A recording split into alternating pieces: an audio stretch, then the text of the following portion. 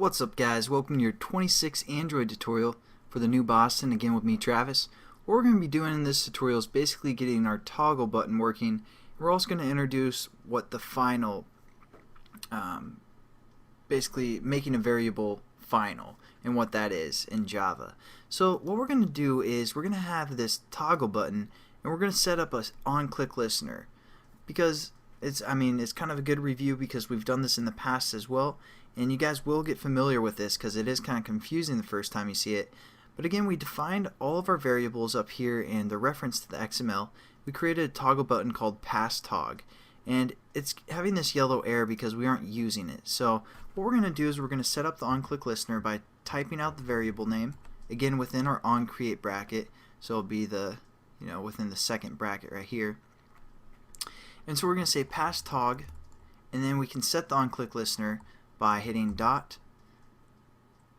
set onClick listener. And there's also an option of set check change listener, but I want to use the set onClick listener because later I'm going to introduce something else. So use the set onClick listener, and again we're just going to finish off the bracket right here before we define our onClick listener, just so we don't get confused within all these brackets and all this code that's going on. So again, we don't have an onClick listener, so we're going to say new view dot onClick listener. And you guys will again get familiar with this. It's kind of looking sketchy right now, but all you need to do is click right here and it will set it up for you. And if it didn't, retype it out. It should give you a little help, or Eclipse should give you a little help, and then you just click it and it'll set that up. Otherwise, you guys can kind of look at how this is set up at the moment. And here we go. Every time the the toggle button is pressed, we're going to want to do something within the onClick method. So we're going to go within this bracket, and what we're actually going to do is we're just going to change our edit text from kind of the password setup that we did. Basically right now we set up the edit text to have a password set to true, and that's going to kind of block out whatever we type in, give it those little stars or dots or whatever. So how we're going to do that is we're going to create an if and else statement. So within here we're going to say if, and then we're going to have a bracket. Basically we're going to define something. If this is true, we're going to do whatever is within this new bracket that we just created. Else, meaning that it's false, we're going to do whatever is within this bracket. So there we go. We have a lot of brackets. I'm going to try and keep those all on the screen so you guys can follow along if you get confused. But basically, if you start a new bracket, hit enter, it's going to finish it for you, and then you just do else, new bracket, hit enter again. There we go. We have our thing set up. But what we want to check is if the toggle button is set to true, or if it's turned on. And if it is, we're going to do something. If not, we're going to do something in this else statement. So how we're going to define that is by going referencing our, again, variable passTog, which is our toggle button.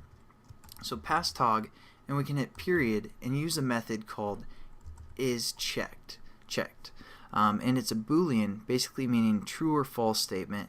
Those are the only two options. So if it is checked, it's going to be true. If it's false, it's not true. So if it's not checked, then it's false.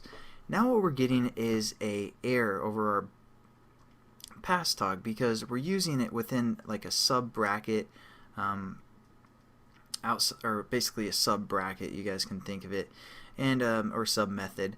And if we hover over it, it gives us a recommendation to change the modifier to the type final. So we're going to click that, and what that does is it adds this modifier called final right before we define what our variable is. Now basically what final means is it's not going to change.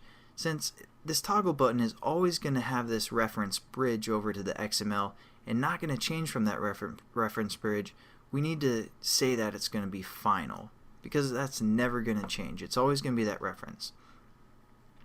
So what we can do is say if is toggled. Basically that's the majority of the lesson I want to show you guys, is this if or else. But we're actually going to get into the coding of setting up the input type for the most part, if we want it to be a password type or a regular text, in the next tutorial. So get kind of familiar with this layout. Again, we set the onClick listener and we set up an if or else statement within our onClick method. And we also set this to final because that reference is never going to change, and that will allow us to access that variable within these sub methods as well. So thanks again for watching, guys, and I'll catch you in the next tutorial.